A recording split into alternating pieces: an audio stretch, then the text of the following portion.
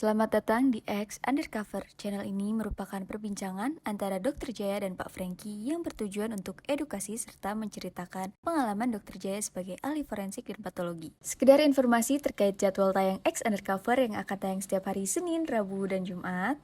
Maka dari itu, untuk mendukung channel ini agar selalu memberikan tayangan yang informatif dan edukatif, kalian bisa dukung kami dengan cara like, comment, subscribe, dan share. Dan selamat menonton! Nah sekarang itu di dunia medis ada yang namanya antenatal diagnostik. Natal tuh kelahiran, dok ya? Ya, jadi diagnostik sebelum kelahiran. Jadi sebelum anaknya lahir kita sudah bisa mendeteksi anak ini penyakitnya apa. Ini antenatal diagnostik atau antenatal consultation itu sekarang udah makin banyak. Dan saya cuma bilang di Indonesia memungkinkan karena kenapa? Saya adalah salah satu orang yang mengajarkan soal itu ke dokter-dokter kandung, dokter anak. Bahwa mereka kalau ada konsultasi gitu mereka nggak boleh nolak, mereka harus memfasilitasi pemeriksaan itu gitu loh. Dokter Jaya, itu saya mau nanya, dok. Saya waktu SMA pernah belajar biologi. Ya. Kebetulan IPA. Ada satu kondisi disebutnya, kalau nggak salah nih ya, benar apa enggaknya ya, gen letal. Ya.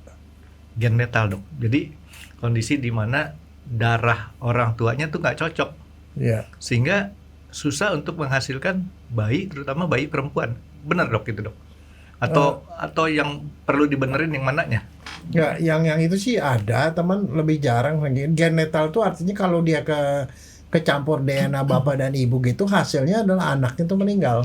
Iya.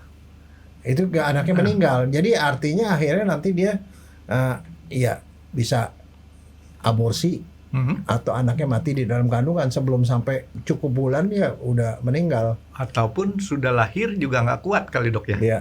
Nah yang kayak gituan itu biasanya sih kalau di kedokteran ya, kalau ada kejadian gitu misalnya orang tiba-tiba keguguran, orang bilang bukan digugurkan ya, tapi keguguran. Kalau bahasa Inggrisnya miscarriage. Iya, miscarriage Atau abortion ya. Itu spontan abortion tuh biasanya tuh janinnya itu dikirim ke bagian patologi anatomi untuk diperiksa sebenarnya ada apaan gitu. Nah, diperiksanya itu bukan cuma secara fisik doang, tetapi kadang-kadang ada beberapa juga sampai diperiksa ke DNA-nya. Nah, untuk apa? Kalau misalnya memang ada kombinasi DNA, wah ada DNA yang seperti itu. Ya, barangkali nanti solusinya adalah barangkali nasihat dokternya nanti lebih baik jangan hamil lagi atau apa gitu. Nah itu, jadi waktu SMA itu setelah waktu dapat pelajaran kayak gitu, dok, saya mikir, saya kebetulan bersaudara ini kakak beradik 5, laki semua. Ya. Begitu mami saya punya anak di nomor ke-6 dan seterusnya, nggak bisa-bisa. Dan itu perempuan yang terakhir itu. Jadi setelah saya berpikir-pikir, apakah mungkin ini ada ketidakcocokan sehingga nggak bisa menghasilkan anak perempuan? Ini cuma berpikir doang nih, dok, karena setelah itu kita nggak dicek, gitu. Cuman ya udahlah supaya hati saya lebih lega gitu ya. Ya udah, mungkin memang nggak boleh punya anak perempuan. Jadi tetap akhirnya kita 5 bersaudara itu laki semua. Tapi ya bagus lah, masih kurang Franky. Kenapa, dok? Tambah 5 lagi. Enggak. Jadi kesebelasan. Enggak, jadi mami saya selalu bangga dengan kondisi kayak gini. Karena apa? Kalau ketemu sama orang-orang dibilang apa? Pandawa 5. Wah, karena anaknya 5 laki semua. Bukan mendingan Kurawa 100. 100 itu dalam satu Kurawa itu 100 tapi satu kali melahirkan. Iya. Begitu melahirkan Nah, satu. sekarang ingat nggak ceritanya tuh gimana bisa jadi 100? Ya itu dia lahirin bentuknya seperti darah yang kental. Toto nyebar. Oh, bukan Toto nyebar, mamanya kecewa. Kenapa kok lahirin bukan anak, ditendang sama dia, ditendang pecah jadi menyebar. 100 potongan. Nah, besok paginya 100 jadi potongan bayi. itu jadi bayi semua. Cipua banget kan ya? Hah? Oh, enggak lah, jangan bilang jiwa itu agama loh, Renggi. Oh, bukan agama, ini cerita Cerita, tapi itu cerita agama Hindu, Renggi. di dalam, ya nggak tahu lah. Ya Tapi lah, jadi jangan. tapi maksud saya gini, Nggak, tapi apapun itu- yang terjadi itu pokoknya kita Tapi itu ini dulu. balik-balik ya, sebenarnya adalah sebenarnya si ibunya itu, Mm-mm. kan ibunya begini nih, ada dua perempuan nih, Mm-mm. dua perempuan mau dapat ya dua laki-laki nih, jadi ceritanya nih ini dua perempuan. Nah, yang laki-laki ini anak raja dua-duanya nih, anak raja.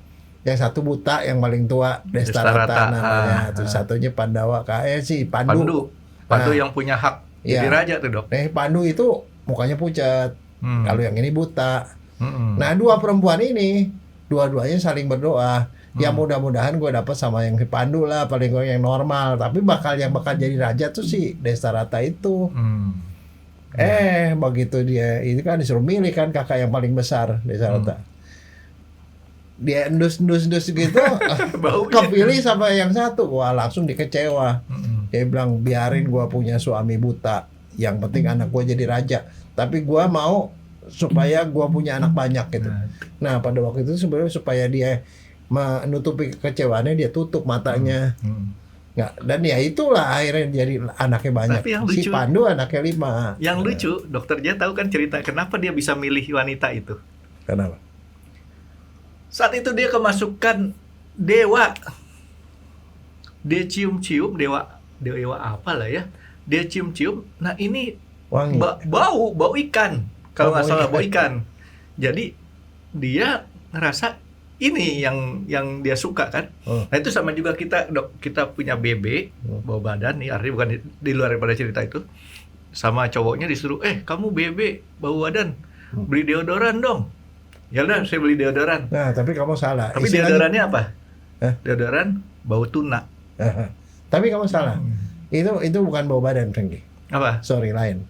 Yang Feromon. tadi. Oh, iya itu mah. Feromon itu adalah sejenis bau, tapi bukan bau badan, sejenis bau yang bisa menarik jenis kelamin yang berseberangan untuk suka sama itu. Kalau yang kemarin itu di cerita itu memang dia sengaja membuat badannya dengan bau-bauan yang orang dia pikir si dewa itu si Destarata. Destarata nggak suka bau itu. Ya, Tapi ternyata dikemasukan dewa. bukan. Ternyata dia memang menyukai ikan. Makanya orang-orang kalau deodoran wanginya wangi apa yang segar-segar gitu ya. Kalau ada orang, kamu beli deodoran? Ya beli deodoran, tapi kok baunya begini? Ya beli deodoran bau ikan tuna. Selama aja bohong. Nah, Dok, jadi ternyata kalau zaman dulu waktu ya Dokter Dia sama orang tua Dokter Dia dengan orang tua saya mungkin zaman dulu nggak seteliti sekarang, Dok ya. Ya, seingat saya sih memang kalau zaman dulu juga masih kita orang tua, mami saya kalau nggak salah sempat ya pokoknya kalau kehamilan berapa bulan kontrol gitu kan. Kalau sekarang kan hampir tiap bulan kalau nggak salah ya. Bulan-bulan ya setiap bulan. Nanti 2 bulan sekali, sebulan 2 kali. Ini lama-lama setiap minggu, Frankie. Mesti kontrol beberapa kali. Itu- Tapi itu kalau dia nggak ada kepikiran macam-macam. Kalau zaman sekarang sih ya dengan perkembangan ilmu pengetahuan, kadang-kadang mereka mau tahu ini anak gue normal apa enggak gitu. Pada saat anaknya belum lahir, dia udah hamil. Terus dia mau tahu jangan-jangan anak gue normal apa enggak ya. Nah, itu terutama biasanya kalau orang berpendidikan. Si perempuannya berpendidikan. Orang kan selalu mau anaknya normal dong. Ya.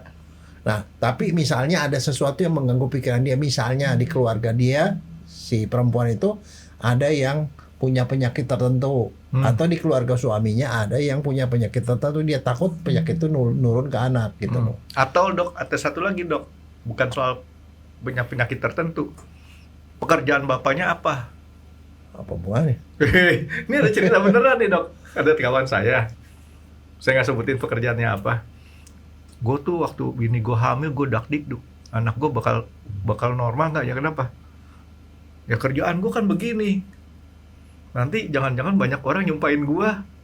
Anak gue nggak normal. Jadi begitu lahiran, syukurlah katanya anaknya normal. Ternyata bukan soal masalah kedokteran doang, Dok. Masalah kebiasaan cara berpikir ini udah bikin orang stres dulu. Enggak, tapi yang paling seringnya bukan pekerjaan, Frankie. Orang suka mancing. Sering kali orang aja dulu tuh ada mitos begitu. Jadi ya kalau orang suka mancing nanti anaknya sumbing gitu loh. Nah itu kan salah satu. Atau dia ngomelin orang gitu-gitu, dia takut disumpahin gitu, takut nanti anaknya cacat seperti orang yang diomelin sama dia gitu. Atau satu lagi, Dok. Apa? Ini waktu anak saya yang nomor 2 hamil, istri saya hamil anak nomor 2. Saya lagi ngebangun rumah. Ingat ya kalau nanti ke proyek jangan ketok-ketok ya. Nggak boleh ketok-ketok. Itu kan mitos, tapi ya udah. Kalau nggak ketok-ketok nggak bisa bikin yang kayu-kayuan dong. Oh enggak, sayanya Dok, nggak boleh ngetok-ngetok. Ya udah namanya. Ya memang suruh orang lah. Memang suruh orang, tapi bayangin Dok. Kebayang nggak kalau ternyata suaminya itu tukang bangunan? Mending dokter bedah. Nah lo, Setiap hari kamu motong-motong orang. ya kan? Motong orang, jahit orang, waduh bahaya tuh. Jadi gimana ceritanya tuh kalau gitu? Nggak, tapi masalahnya begini Frank, itu di tahun 1990-an itu kan gini, orang-orang mencari memetakan DNA manusia. Tahun 90-an ya, 97 ya Dok ya? 90-an. 90-an. Itu mereka sudah memetakan DNA macam-macam. Itu kalau orang dari biologi ya, memetakan DNA itu apa lalat. DNA ini. Nah, itu tahun yang ahli-ahli manusia mau memetakan DNA manusia. Manusia kan punya 23 kromosom. DNA kaya. Nggak ada 23 kromosom, 23 pasang kromosom kan. Nah itu dipetain itu. Nah sewaktu dipetain gitu, mereka dapetilah yang ini menghasilkan ini. Dan termasuk mereka mendapatkan itu banyak penyakit Frankie akhirnya jadinya. Jadi di kromosom nomor 1 di daerah sini bisa, kalau dia ada kelainan, ada penyakit A, penyakit B, penyakit C, itu sampai ketemu ratusan penyakit. Artinya diidentifikasi lah Dok ya, bisa ya. Nah, jadi selain menemukan lokasi-lokasi yang ada kelainan genetik, itu mereka juga bisa tahu untuk mendeteksi itunya pakai apa. Nah, itu proyeknya namanya Human Genome Project. Human Genome Project. Nah, di mana tuh dimulainya Dok? Di seluruh dunia. Seluruh dunia. Melibatkan ribuan ahli-ahli DNA seluruh dunia. Udah ngikut belum Dok? Belum. Enggak, tapi ada beberapa orang senior saya tuh ikut di situ. Nah, dari situ akhirnya mereka bikin kayak map, Frankie. Ya. Kayak peta. Itu bukunya, saya punya bukunya tuh, ada beberapa buku isinya tuh peta dari DNA manusia keseluruhan dan penyakit apa saja yang ada di masing-masing bagian DNA itu. Nah, itu pada tahun 90-an kan.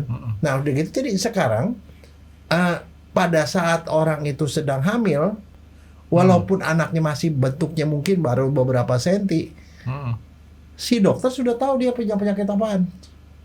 Nah, lo. Dia sudah bisa dideteksi. Nah, deteksinya gimana? Nah, jadi kalau kita mau tahu dia ada penyakit tertentu apa enggak, mereka sudah di situ udah tahu DNA ini penyakit ini, di sini penyakit ini, dan mendeteksinya seperti apa. Mereka sudah punya chemicalnya. Nah sekarang itu di dunia medis ada yang namanya antenatal diagnostik. Natal tuh kelahiran Dok ya? Ya. Jadi diagnostik sebelum kelahiran. Jadi sebelum anaknya lahir kita sudah bisa mendeteksi anak ini penyakitnya apa nantinya kalau udah lahir. Nah itu mereka sudah punya panel penyakit itu. Nah jadi caranya adalah diambil sampel dari cairan amnion. Jadi pada waktu janin masih kecil kan, amnion itu apa? Ketuban. Nah. Kan janin itu ada di kantong. Kantongnya ada cairannya kan.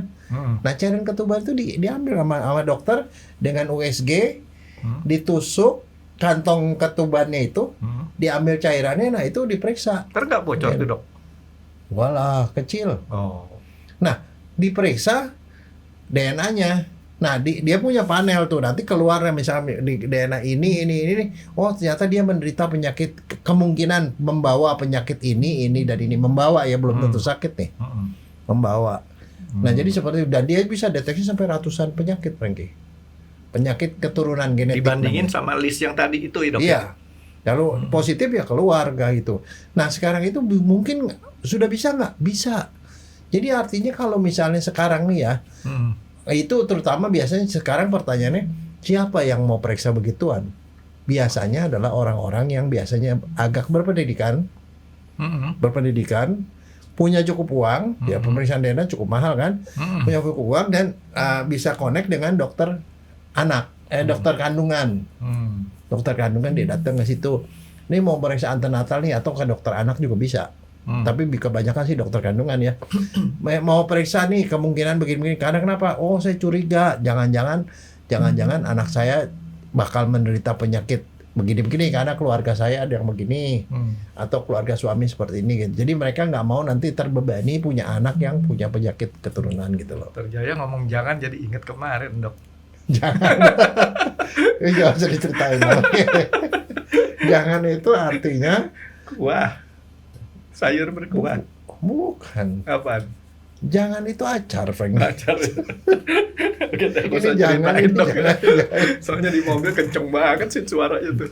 Nggak, jadi begitu. Jadi mereka tuh curiga gitu. Nah sekarang kalau datang ke dokter, apa yang mesti dilakukan sama dokter? Dia jadi ada suatu keraguan, takut anaknya cacat atau punya penyakit itu.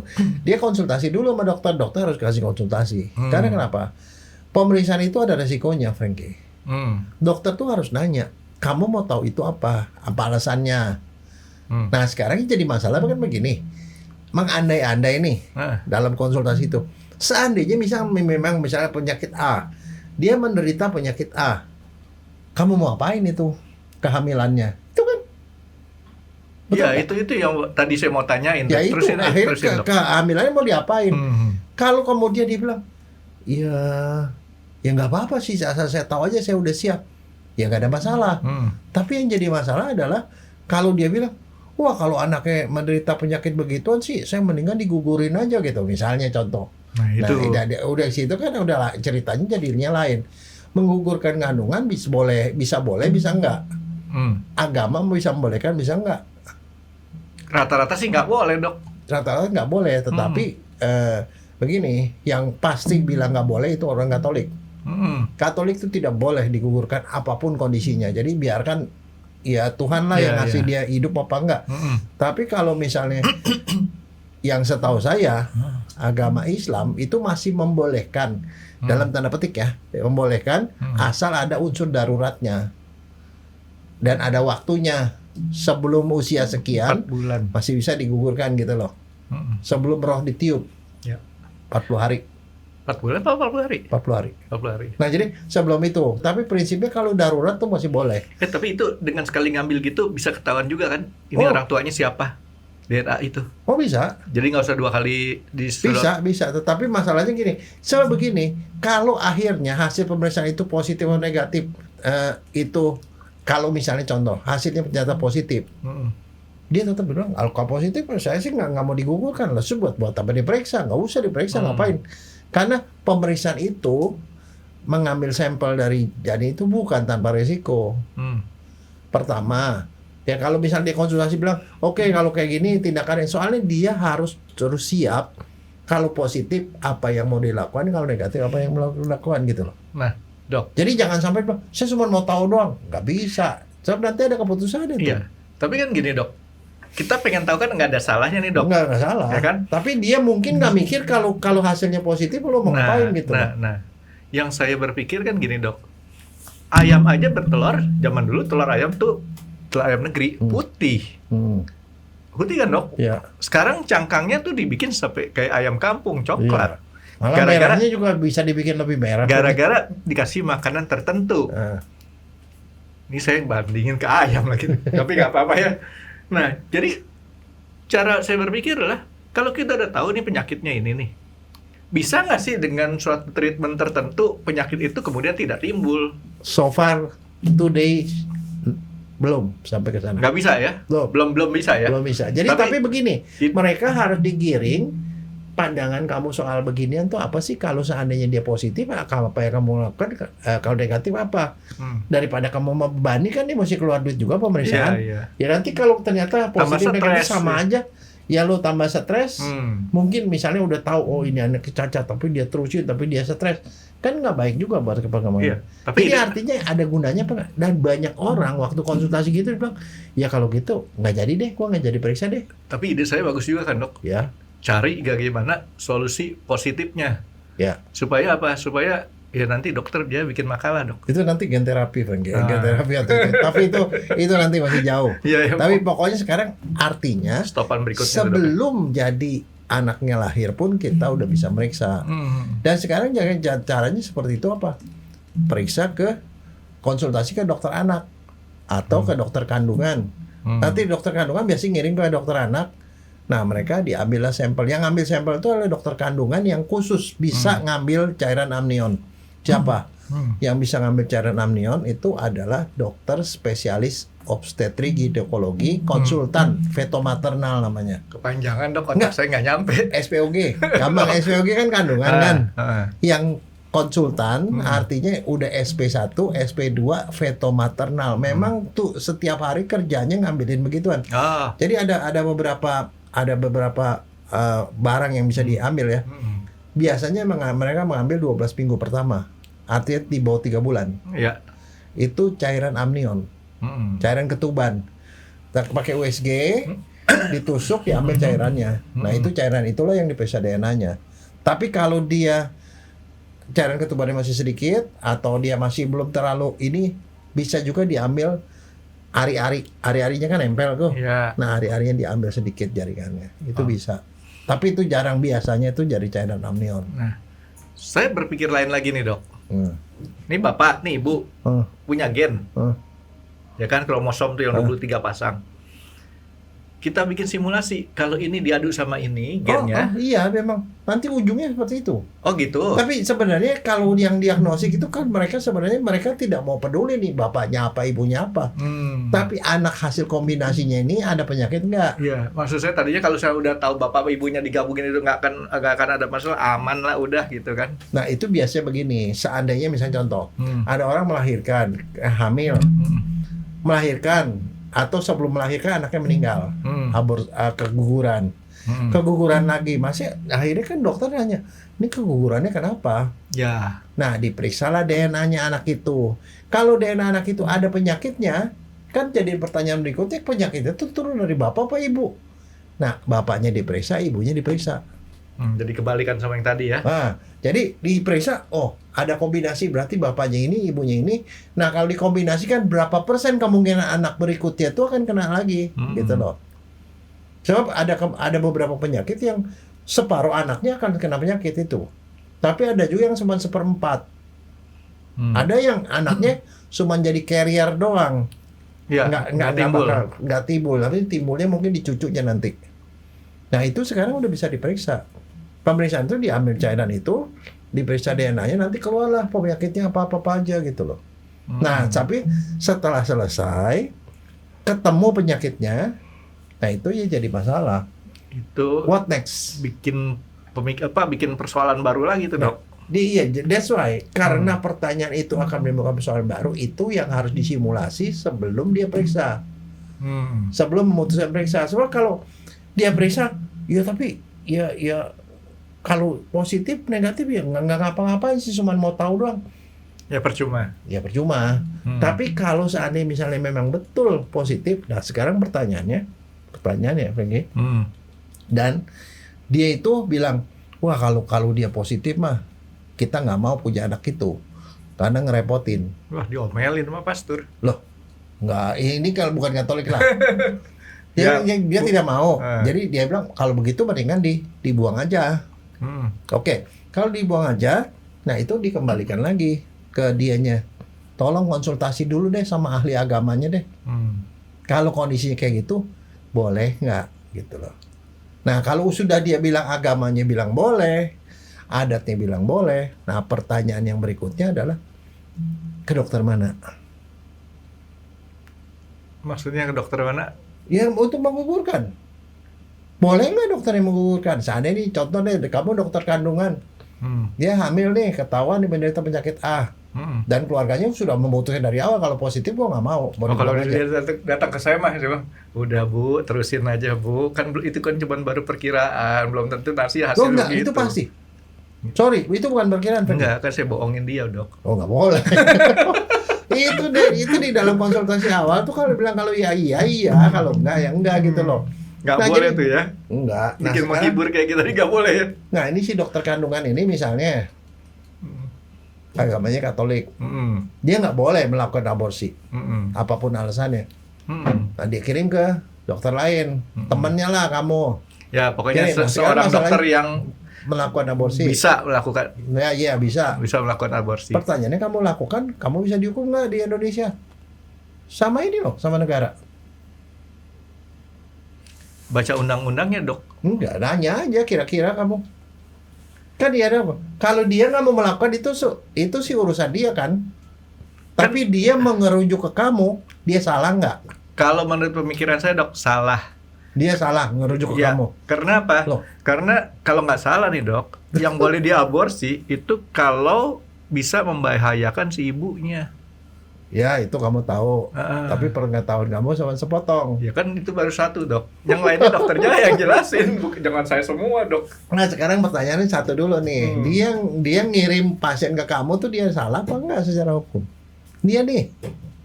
Si dokter tadi. Ya kan Dokter anak kan, tadi. Bukan, dokter anak periksa.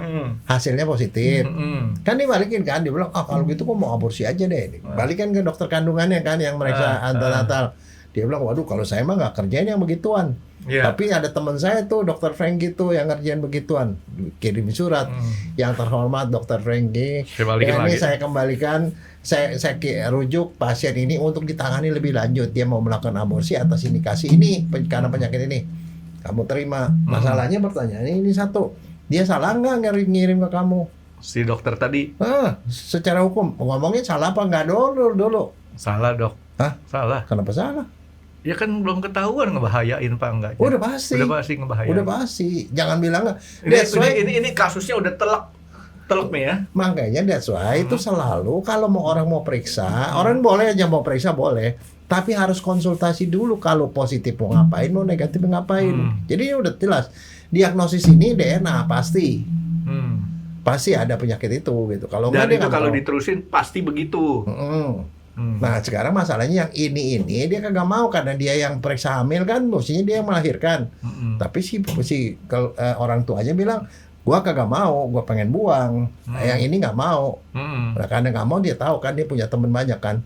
Wah si dokter Franky ini mau nih, biasanya mau kirim ke kamu kan ngasih rezeki kan. Jangan disalahin dari kasih rezeki lah. Rezeki yang aduh. Loh, katanya sekarang pertanyaan ini salah apa enggak? Itu dulu udah ngomongin. Salah apa enggak nih si dokter yang ngirim ke dokter kandungan lain? Salah, Dok. Kalau menurut saya salahnya kenapa? Kenapa harus di-refer ke si dokter tertentu? Nah, mungkin nggak mau. Ya kan tinggal dia bilang, mungkin ibu bisa cari aja deh dokter yang bisa. Loh, enggak, tapi kalau dibilang begitu dia nanti kemudian larinya ke dukun beranak lagi yang nggak bertanggung jawab. Terus meninggal, salah lah dia. Nggak ngasih. Padahal kalau dia tahu dia kirim ke kamu dokter kandungan, udah pasti bisa melakukan pengguguran secara aman. Iya dong. Dia tuh harus memprioritaskan keselamatan si ibu. Kasih ke kamu selamat, tapi kalau bilang, ya saya sih nggak mau melakukan, tapi terserah ibu. Kemudian dia pergi ke dukun, kemudian dia digugurkan, mati, meninggal. Salah di sini malah. Kayak jawabannya apa, Dok? Nah, banyak yang nungguin nih, Dok. Jawabannya, Dok. Lo enggak nih, sekarang kamu pakai logika kamu. Salah kalau dia itu sudah diminta sama pasiennya, dia kagak mau karena dia tidak melanggar hati nurani dia lah. Tidak sesuai dengan cara berpikirnya. Terus habis begitu apa yang mesti dilakukan kan? Kamu bilang, ya terserah, saya nggak mau melakukan, terserah kamu mau ke mana. Itu namanya menyesatkan pasien, Franky. Tapi kalau dia rujuk, dia bilang ke dokter Franky aja, dia tuh dokter beneran, ijazahnya ada, dokter beneran, satu kampus sama saya, dan dia tuh biasa melakukan itu. Dia kirim ke kamu kan, sama aja dikasih rezeki ke kamu kan. Tapi masalahnya, kalau menurut saya dia nggak boleh dia lepas tangan. Jadi dia harus kirim ke dokter yang bisa melakukan. Jadi dalam hal ini dia benar. Dia punya kewajibannya itu memberikan merefer ke tempat yang paling aman. Ya, seperti itu argumennya, Dok ya. Ya. Nah, sekarang masalahnya, masalah kedua, kamu jadi dokter nih di Indonesia, lulusan dari universitas di Indonesia, Universitas XYZ lah. Di negara Konoha yang punya undang-undang, kamu boleh nggak melakukan? Pertanyaan itu kan, kamu. Ya tadi kalau misalkan memang ada indikasi bahwa itu bisa. Itu ada indikasi, jangan kalau ini udah ada indikasi bahwa ini akan bikin anak itu lahir dengan cacat. Tapi tidak membahayakan ibu kan ya? Enggak. Masalah cacat saya nggak tahu diatur apa nggak di undang-undang tuh. Ya enggak, kamu pakai hati nurani kamu lah. Kamu melakukan aborsi loh. Bisa loh. Kalau nanti aborsi, saya termasuk yang diaborsi nih dok dulu. Hah? Loh kan saya kan punya kelebihan. Iya. Ya kan? Oke, nggak makanya deh. Soalnya kamu saya jadiin dokter kandungan, kamu lakukan. Kalau itu ada hukumnya aborsi dan saat itu orang tua saya melakukan itu, saya udah diaborsi. Ada kelebihan yang dokter Jaya tahu kan? Tapi itu kelebihan dok, bukan kekurangan malah dok. Tapi penyakit loh. Keren lagi namanya. Iya, poli.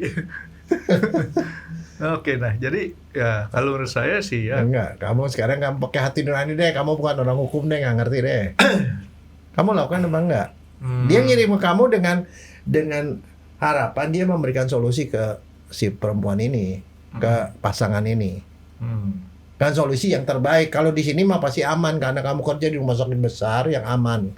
Nggak mungkin infeksi, nggak mungkin apa segala macam gitu loh. Ya, saya konsultasi ke dokter Jaya dulu dok. Betul, itu kalau gitu saya ada kerjaannya. Iya, biar Dokter forensik kan. Dan dokter Jaya kan sekolah hukum, jadi tahu. Oh enggak mesti sekolah hukum, Frank. Dokter kandungan saya ajarin. Oh, diajarin juga. Ajarin. Jadi akhirnya kesimpulan jawabannya apa dok? Boleh dikerjain. Boleh. Nah, soalnya gini, kita tuh punya undang-undang kesehatan nomor 36 ya tahun 2009. Undang-undang kesehatan itu membolehkan dokter melakukan aborsi pada kondisi membahayakan nyawa ibu dan anak, ibu atau anak, membahayakan anak atau ibu, dua-duanya. Tuh, penyakit genetik, itu yang penyakit genetik, penyakit herediter bawaan, itu termasuk, dan satu lagi korban perkosaan, itu boleh. Jadi itu ada unsur yang dipenuhinya di situ. Iya, jadi kalau kamu boleh, maka dia yang ngerujuk kamu juga nggak ada masalah. Tapi kalau itu tidak boleh oleh hukum, kamu dikirim sama dia nih, dokter ini juga kena. Karena ada pasal 55 mengatakan barang siapa yang menyuruh orang lain melakukan, dia juga dipidana. Nah, jadi dia juga nggak kena, kamu juga nggak kena. Oke. Tapi kan nanti ada persyaratannya, harus minta izin suami, terus dilakukannya pada usia kehamilan berapa segala macam. Itu biasanya. Nah kalau di rumah sakit sebelum itu dilakukan, biasanya kasusnya dilempar ke komite medik. Di rumah sakit ada komite medik, dibilang ada kasus begini, dokternya begini, kondisinya begini. Nah komite medik itu adalah kumpulan dokter, beberapa dokter, yang kemudian mereka membahas itu dari segala macam aspek, termasuk aspek hukumnya. Oke, boleh. Baru dokternya melakukan. Nah, jadi nggak bisa dia putuskan sendiri, dokter itu. Itu kan kasusnya kebetulannya istilahnya si calon bayi tadi dok punya problem. Nah ini problemnya gara-gara si ibunya. Kenapa? Ibunya selingkuh misalnya. Nah tadi kan saya tanya, pada waktu seperti itu bisa kita tahu nggak DNA orang tuanya kan? Ya kalau yang itu ya ceritanya terus lain kemudian lagi, begitu dicek nih ternyata nanti kalau lahir nih anaknya bakal kribo nih. Oh enggak. Kulitnya bakal hitam misalnya nih dok. Ya artinya kita tahu bahwa si ibunya rambutnya lurus, bapaknya rambutnya tapi lurus. Tapi dari awal bukan itu pertanyaannya, Frank. Pertanyaannya kan ada sakit apa enggak. Jadi enggak lari ke sana. Oh enggak boleh saya belokin dok ya. Enggak, kecuali kalau dari awal dia hamil. Ini anaknya anak suami gua apa bukan? Nah itu kalau yang begitu si bapak ibunya diperiksa sama anaknya. Itu urusan dokter forensik 100% Frank. Enggak ini pertanyaan konyol banget. si ibu takut ketahuan, dia nggak bilang ke suaminya. Enggak, sering kali memang diperiksa seperti itu. Tapi tetap nggak bisa. Nggak boleh kan kalau Nggak- kasus kayak gitu ya? Nggak bisa kecuali si suaminya diambil sampelnya. Itu kalau Dari menyetujui pembatalan kehamilan, Dok ya, si suaminya harus tanda tangan juga. Iya, Oh iya udah, berarti kan nggak bisa kabur tuh si ibu. iya. Yang ya memang itu jadi ceritanya lain. Tetapi apa ada kas itu bisa.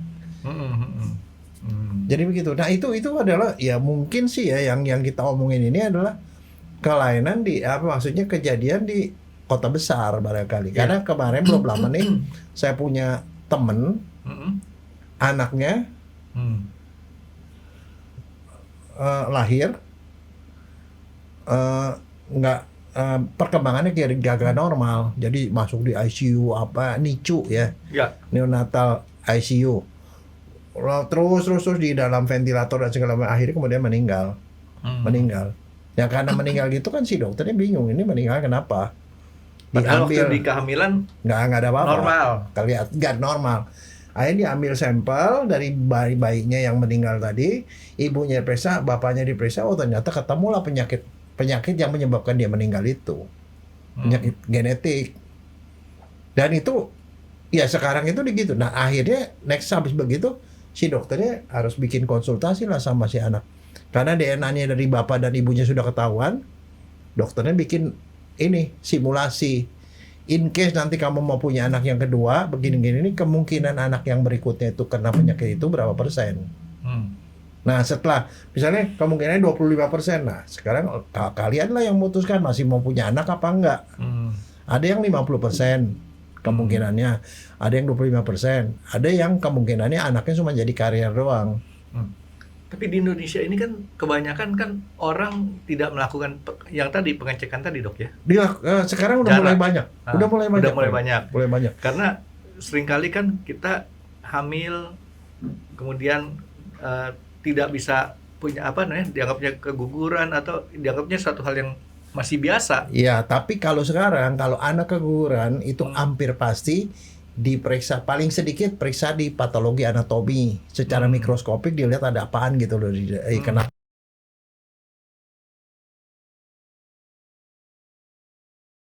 itu kelainannya seperti ini tuh sebenarnya ada penyakit turunan nggak?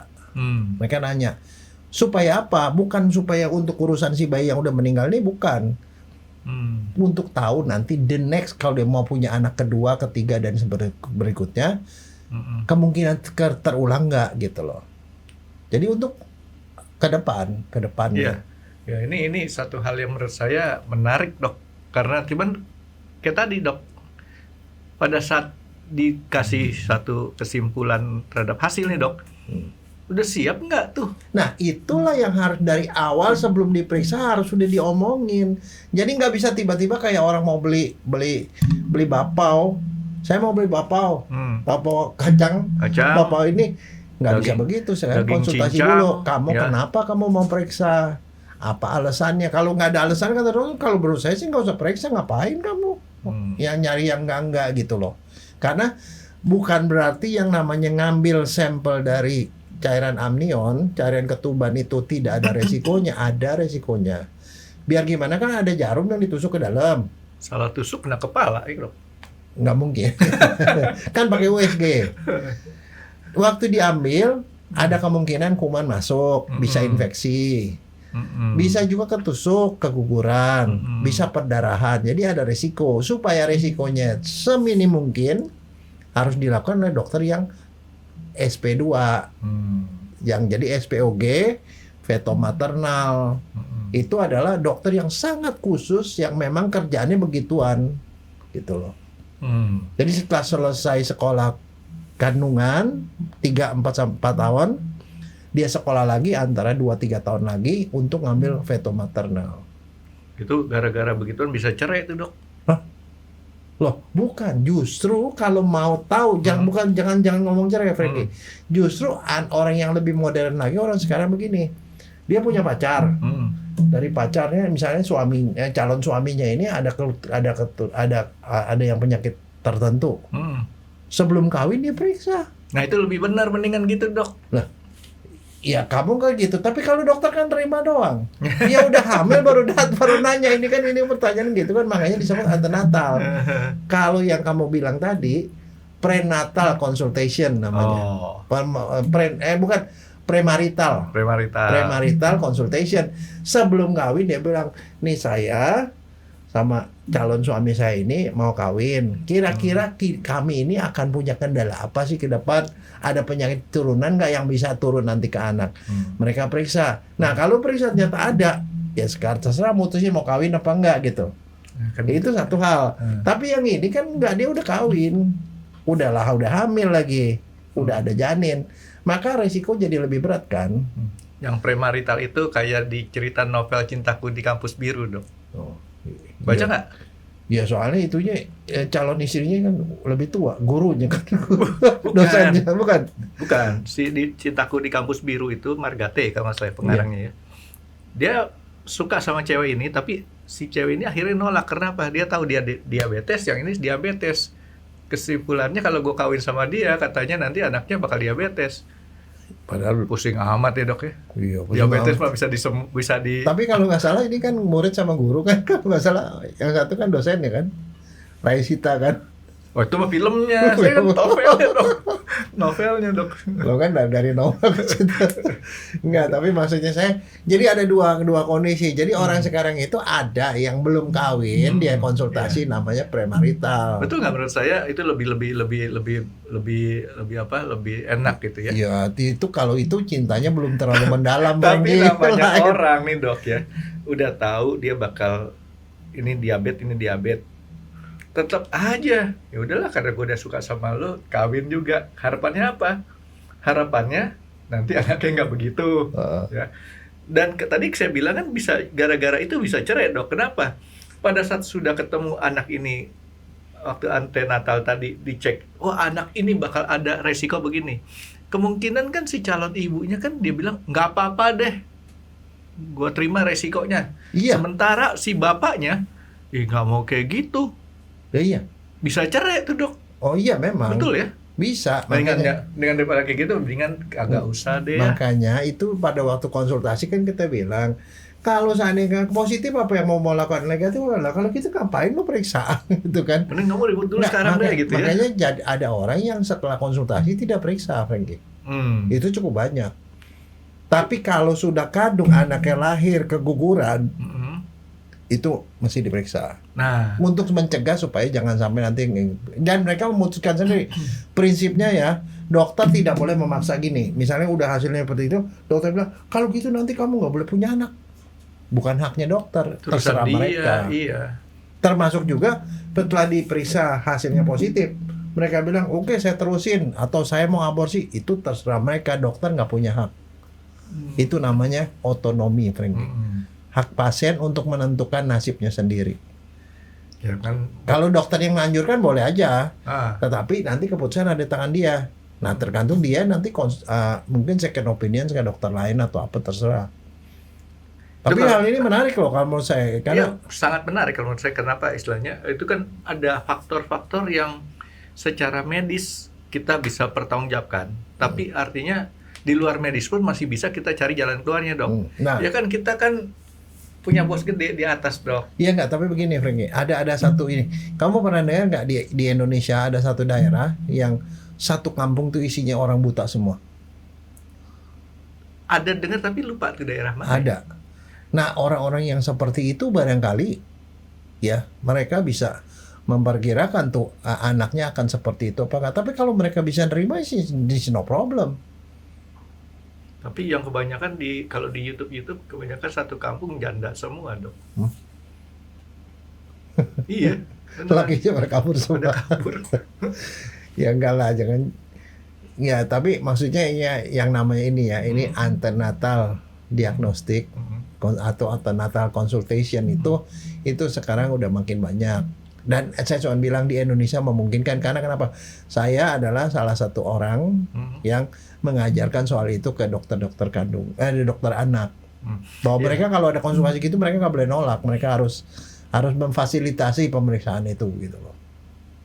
Keinginan mereka. Ya sebenarnya yang disebut kelainan ini, Dok ya, yang masih boleh dalam tanda kutip kayak tadi dok, kelainan genetik ya. Ya, tapi ya nggak semua kelainan genetik ya menurut saya sih. Yang masih boleh dilakukan aborsi secara hukum Indonesia dok ya, itu kelainan genetik yang seperti apa? Kalau kayak saya nih dok, Nggak termasuk, itu minor. Itu tidak termasuk. Itu minor. Oh, jadi yang mayor ini. Ya, yang mayor yang luar biasa lah, misalnya Down syndrome. Kapten misalnya. ke bawah nggak masuk dok ya? Nggak lah.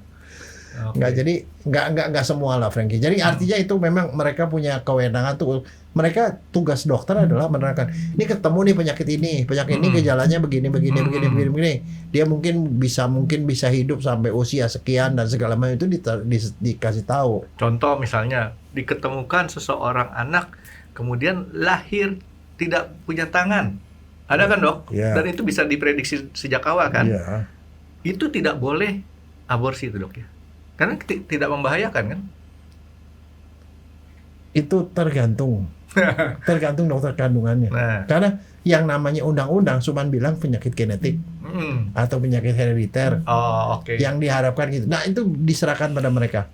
Karena undang-undang tuh tidak bisa ngatur sampai sejauh itu, karena penyakit juga berkembang, lama-lama penyakit makin banyak kan. Jadi itu urusan spesialisnya itulah yang menentukan ini indikasi apa.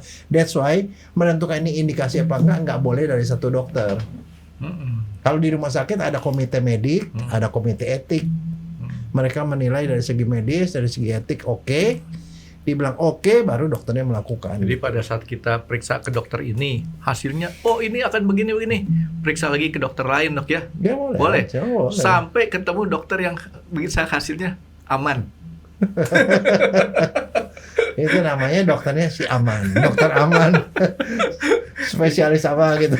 Kan saking banyak duitnya tuh dok, begitu hasilnya nggak bagus, pindah dokter, hasilnya nggak bagus, begitu dokter yang terakhirnya nih udah dapat informasi dari ini ya, percuma, nanti nggak akan dipakai kalau hasilnya begini, udah langsung bilang aman deh. Itu dokter aman Sukaban namanya. Oke, jadi dok, artinya di sini kelainan genetik itu minor, mayor juga istilahnya tergantung cara subjektivitas si dokter itu dok. Iya, tapi dokternya itu tidak diserahkan sendiri. Dia tuh mestinya kalau di dalam rumah itu kan pasti di rumah sakit kan, dibicarakan di komite medik dan komite etik rumah sakit. Nah kalau udah keputusan gitu ya keputusan bukan dari dokternya itu sendiri kan. Ya. Tadi itu satu ya, kalau dia mau melakukan apapun kayak gitu mesti ada info consent ya dari si suami dan istri. Ya ini menarik, tapi lebih baik orang, saran saya nih dok ya, mikirin dulu deh yang tadi dok ya. Setelah dapat informasi yang akurat tadi, siap nggak? Merenung, dan mungkin juga masalahnya begini, kalau di Indonesia tuh yang namanya kawin itu bukan kawin dua orang loh, dua keluarga. Bahkan kalau orang-orang Batak mana dua marga, Frankie. Mungkin harus dibicarakan di keluarga. Tapi katanya memang dok ya, katanya nggak boleh kawin dengan orang sekampung gitu ya. Ya enggak, tapi maksudnya saya itu bukan urusan mereka berdua lah. Tapi ada urusan di atasnya, ada orang tuanya, ada apanya segala macam gitu. Emang ribet ya? Hah? Ribet? Enggak, jangan dibikin ribet lah. Ya kan sederhana aja, makanya kan that's why kalau di konsultasi pertama lihat gitu-gitu, begini, kamu ngapain? Ya dilanjutkan, ini dia lanjutkan, lah suka ngapain periksa gitu loh. Ya udah. Cuman sekedar saya mau punya banyak duit, enggak? Saya punya banyak duit, saya mau tahu ini anak bagus nggak? Padahal dia udah tahu anaknya pasti bagus gitu. Besok dibangga-bangga itu kan bagus kan anak gua kan. Nah, gitu. Terus itu hasil pemeriksaannya di pasang itu ya, pakai frame. Pakai frame. Tidak ada kelainan genetik. Dokter Jaya pemeriksa. Nggak perlu gitu, Frank. Oke, jadi itu yang disebut dengan antenatal pemeriksaan. Ya. Nah, jadi lain dengan premarital tadi dok ya. Premarital. Ya kalau antenatal gitu, dan biasanya sama dokter kandungan dilempar ke dokter anak, karena nanti urusannya anak tuh. Tapi artinya dia daftarnya ke si dokter anak dulu kan dok? Ya enggak, saya mau melakukan aja. Antenatal. Enggak, dia kan lagi hamil. Dia periksa ke dokter kandungan dong. Ya dokter kalau kandungan. Kalau mau keadaan lempar ke dokter anak. Tunggu. Dia dokter kandungan. Terus saya mau melakukan ke antenatal. Dia lemparnya kemana dok? Dokter anak. Bukan ke dokter DNA. Bukan dokter ya? anak, Dokter anak yang kemudian tadi, yang ngasih konsultasi. yang SP2 tadi. Oh. Nah, ngambil sampel dibalik ke dokter kandungan yang meriksa ahli DNA. Setelah ahli DNA dikasih ke dokter anak, Sidang atau rapat itu ya, isbat, terserah lah, sidang rapat komite. ya gitu-gitulah. Tapi maksudnya itu masalah itu tidak pernah ada dulu sebelum ada Human Genome Project, Frankie. Setelah ada ya itu makin banyak orang mau tahu. Dan ya itu dokter sekarang makin pintar, Frankie, bisa ketemu penyakit yang dulu nggak pernah ada. Dulu nggak pernah ada atau dulu nggak ketahuan namanya nih, Dok? Nggak ketahuan namanya baru. Nah kalau misalnya saya yang ketemuin ya namanya penyakit jaya kan, gitu kayak gitu loh. Penyakit jaya tidak jaya. Nggak, itu loh ada namanya loh. Oke, tapi hal ini sulit untuk kita lakukan untuk seluruh ya masyarakat di Indonesia ya. Enggak ya, itu kan itu pertama kendalanya, pengetahuan mungkin nggak nyampe ke arah sana kan. Ya mungkin informasi bahwa ada pemeriksaan kayak gitu juga baru dengar sekarang. Kalau ya udah dengar pun itu barangkali pikir ya oke lah ke dokter sampai segitu buat apa, gua nggak ada gunanya juga buat gua gitu loh. Bisa aja gitu. Ya kan? Iya. Tapi yang jadi masalah kan kalau orang bilang emang di Indonesia udah bisa periksa. Indonesia bisa, dokter-dokter tuh udah diajarin kok begitu-begitu. Ngambil sampel bisa, pemeriksaan DNA ya bisa lah. Tapi yang tadi dokter Jaya sebutin tuh harus dipertimbangkan juga masalah ada faktor resiko ya, walaupun kecil ya dok ya, terhadap pada waktu tindakan mengambil sampelnya tadi. Ya, nah nggak boleh diambil sama dokter sembarangan. Harus yang SP2 tadi. Dan itu ahli feto maternal juga nggak banyak, Frankie. Di kota-kota besar ada lah pasti, kalau di fakultas kedokteran ada. Saya tanya sama dokter Jaya sekarang. Kalau dokter Jaya seperti itu jadi calon orang tua, dokter Jaya kerjain nggak? Orang tua? Calon orang tua. Oh, tergantung berat ringannya kelainan. Enggak. Dokter Jaya seorang yang lagi kalau di drakor Dracin nih dok, lagi menyamar. Terus punya istrinya suruh antenatal.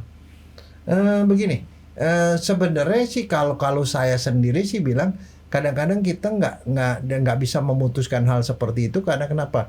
Karena kadang-kadang ada tujuan lain, Frankie. Tujuan lain yang barangkali kita nggak sadar. Ada orang misalnya punya anak yang Down syndrome. Begitu punya anak Down syndrome, terus ternyata memang justru anak itu membuat suami dan istrinya itu malah jadi akur.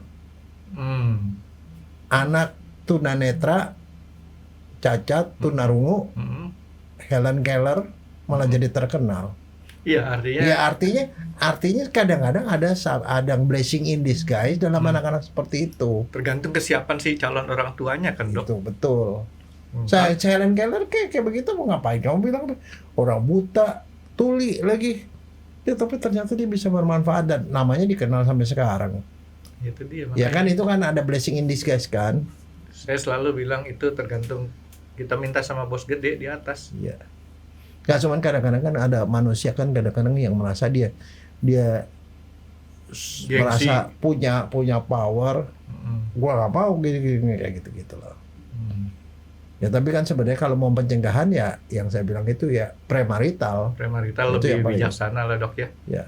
Atau ya kayak zaman dulu pencegahan lebih dulu, orang bilang bebet bobot, lihat bibitnya, bebet bobot. Nah itu kan istilahnya kan sebenarnya sama aja kan, itu cari bibit yang bagus, calon yang bagus supaya kita punya anak bagus semua gitu loh. Ya kan itu kan. Tapi kan kalau sekarang udah lebih jauh lagi, udah sampai ke DNA. Ya. Oke, jadi artinya ini perlu apa nggak perlunya tergantung si sudut pandang si calon orang tua tadi dok ya. Dan dia siap nggak dengan menerima resiko yang semacam-macamnya. Jadi harus ada komitmen bersama. Kalau nanti ternyata anak ini divonis ada suatu masalah, jangan terbalik, kita harus gugurin, tapi cari solusi positifnya gimana supaya artinya tetap bisa diurus gitu dok ya. Ya untung lah dok. Kok untung? Kan udah lewat masanya untuk pusing yang seperti itu Loh, buat saya. sekarang urusannya bukan gitu. Itu bukan masalah kita lagi, tetapi masalah anak kita. Kalau punya anak mau kawin, nah itu dia masalahnya dia kan. Kita punya cucunya mau kawin, nah itu masalah. Itu yang dulu nggak jadi masalah, sekarang jadi masalah seperti ini. Kan dulu kan nggak ada tool diagnostiknya, sekarang ada toolnya gitu loh. Bedanya di situ. Kalau dulu cuma lihat aja, oh nggak ada yang cacat nih, kalau is okay lah gitu loh. Tapi kalau sekarang kan, oh bukan lo nggak kelihatan nggak cacat, barangkali lo belum tentu nggak bawa penyakit gitu loh, kan gitu. Nah, sekarang kalau waktu kelahiran dok, yang diperiksa apa dulu dok? Pertama dok? Pertama, ibunya selamat apa enggak? Oh iya. Saat biangnya itu loh. Nah, Karena kalau biangnya selamat kan artinya dia masih bisa punya anak lagi kan. itu saya yang ditanya. Yang sama- kedua, anaknya Hmm. lengkap apa enggak? Itu diliatin jari. Anaknya lengkap apa enggak? So kalau anaknya ular, Pai Sucen tuh namanya. Siluman ular. Gak punya kepala. Nah, itu lengkap apa enggak? Hmm. Nah, pertanyaan berikutnya, mukanya mirip siapa? Nah, itu pertanyaan yang paling urgent tuh. Mukanya mirip siapa? Nah, nggak kayak bapak. Bapaknya mulai pukir nih. Kayaknya periksa DNA nih gua nih kan. Nggak diliatin sama bapaknya. Beda. Begitu tetangganya lewat, kok mirip? Enggak, itu tiga pertanyaan utama, Franky. Kan laki-laki kan kalau istri lagi bersalin, mundar mandir begitu dokternya keluar, kalau di sinetron gitu kan. Dok, ibunya selamat nggak? Selamat, alhamdulillah. Anaknya lengkap nggak dok? Lengkap, alhamdulillah. Tanya tiganya, mirip saya nggak dok? Dokternya begini. Kayak itu, ya udah jadi pasien sama Franky. Soalnya kan bingung, bapaknya rambutnya lurus, anaknya keriting. Itu tadi saya bilang begitu. Bapaknya bibirnya tipis, ini tebal bibirnya. Bapaknya hitam, ininya putih. Nah, itu kan jadinya. Oh, kalau saya bisa kasih penjelasannya dok. Katanya nggak boleh sebel sama orang. Si ibu tuh. Itu namanya turut bawa, Franky. Nah, Turut jadi bawa. katanya nih dok, kita kalau seorang perempuan kalau lagi hamil itu nggak boleh sebel atau benci sama orang. Nanti anaknya mirip orang tersebut. Terutama kalau orangnya jelek, Franky. Gitu. Itu turut. Nggak bisa begitu, Franky. kamu nyalahin teori DNA. Enggak lah, anak tuh dari DNA dari bapak dan ibu juga. Nggak mungkin dari orang yang dibenci, enak aja. Enggak, itu supaya jangan sampai cerai. Oke dok, jadi memang ini satu hal yang bagus buat dikerjakan kalau kita udah siap lah dok ya, intinya kayak gitu dok. Kalau nggak siap jangan ya dok ya. Ya enggak, tapi saya cuma ngomong satu hal, ilmu kedokteran sudah siap. Karena DNA apapun, penyakit apapun sudah bisa dideteksi, Franky. Terus nanti minta tolong ya dok ya, dokter Jaya bikin makalah. Bagaimana kemudian anak yang bermasalah, diprediksi bermasalah dengan metode tertentu bisa Enggak, itu eliminir. sedang diusahakan, Franky. Iya. Itu namanya rekayasa genetik. Iya. Jadi bagian DNA yang jeleknya, yang rusak itu dipotong, disambungin sama DNA normal. Gitu dok. Itu sudah diangan-angankan di Jurassic Park, Franky. Ya. Jurassic itu kayak gitu. Hmm. Jadi DNA-nya itu dipotong, ya, disambungin sama DNA lain gitu. Pakai lem apa? Lem setan. Enggak, namanya enzim ligase. Enzim ligase. Diikat, direstriksi, dipotong dengan enzim restriksi, terus disambungin sama gen normal, ligase enzimnya namanya. Tapi begitu lahir dok, nanti ibu bapaknya marah lagi. Nggak cocok kayak kita ya katanya. Marah lagi dok. Nggak kayak kamu nih, nggak kayak Ya saya. makanya konsultasi itu penting, makanya semua dokter tuh, dokter anak tuh harus bisa konsultasi itu. Oke, nah, jadi ternyata yang di otak saya sudah dipikirin, udah mulai dikerjakan juga. Ya, tapi mereka yang lakukan itu, mereka lakukan penelitian gitu pada binatang-binatang lagi, Thomas. Oh, Manusia belum ke sana, masih belum jauh. boleh ya? Belum. Itu namanya playing God, Franky. Ya itu tadi Termasuk playing dari God. awal saya udah mau bilang ini kita ngebicarain sesuatu yang nanti akan ada resiko kita Enggak, sebagai mereka udah playing mikir itu, Franky. Jangan udah mikir, tapi nggak boleh. Kalau di Amerika tuh dana federal nggak boleh pakai buat begituan, Franky. God. Dana swasta lah ya, kalau dana federal nggak boleh. Oke dok, jadi ya mudah-mudahan artinya ini kita ngomong buat calon-calon yang akan mempunyai anak Ya. Saya nggak bilang bahwa calon suami Ya, apa ini seorang sekarang suami mungkin istri. jarang Frankie, tapi 5 tahun 10 tahun yang ke depan pasti ini menjadi satu hal yang lumrah biasa. Ya, tapi ya itu dia. Jadi artinya kita jangan sekedar FOMO, Ya. ya dok ya. Kalau kita FOMO, resikonya berat. Jadi kita harus pikirin dulu bahwa ini adalah satu hal yang kita perlukan untuk suatu kesimpulan ke depannya gimana gitu ya. Ya. Oke dok, ada saran lain dok? Ya, Itu aja dok ya. Terima kasih sudah menonton X Undercover. Jangan lupa like, comment, dan subscribe. Dan ditunggu ya video-video kami selanjutnya. Nah, buat kalian, jika ada pertanyaan untuk Dr. Jaya, boleh banget komen di bawah. See you guys!